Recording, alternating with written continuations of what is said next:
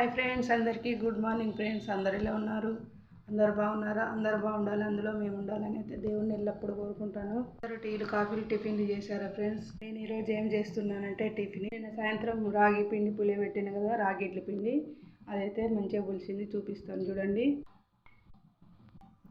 చూడండి ఎంత మంచిగా పులిసిందో.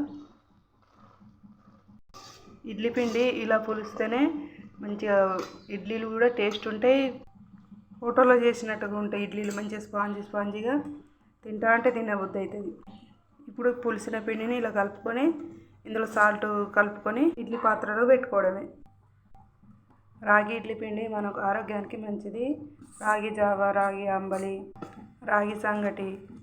ఇప్పుడు ఎండాకాలం కదా, ఎక్కువ శాతం అయితే రాగి ఫ్లోర్ తోటి అయితే రాగి ఇడ్లీ కానీ, రాగి అంబలి కానీ, రాగి జావ, రాగి సంగటి ఇలాంటివి అయితే చేసుకొని తినాలి ఫ్రెండ్స్. ఈ పాత్రలకు అన్నిటికీ ఆయిల్ రుద్దుకోవాలి.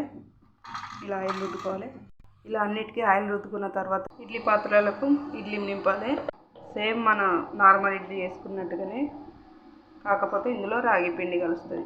పాత్రలకు పెట్టుకునే ముందు ఇడ్లీ పాత్రలో వాటర్ వేడి చేసి పెట్టుకోవాలి. చూడండి మంచిగా మరుగుతున్నాయి కదా. ఇలా పెట్టుకొని పూర్తిగా సిమ్లో పెట్టుకొని ఒక 15 నిమిషాలు ఉడికించుకోవాలి ఇడ్లీలను.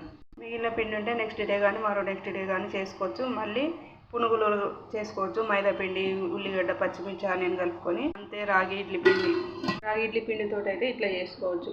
సేమ్ మన నార్మల్ ఇడ్లీ లెక్కనే, కానీ అందులో అదే రాగి ఫ్లోర్ కలుస్తుంది అంతే. మరి మరో నెక్స్ట్ వీడియోలో కలుద్దాం.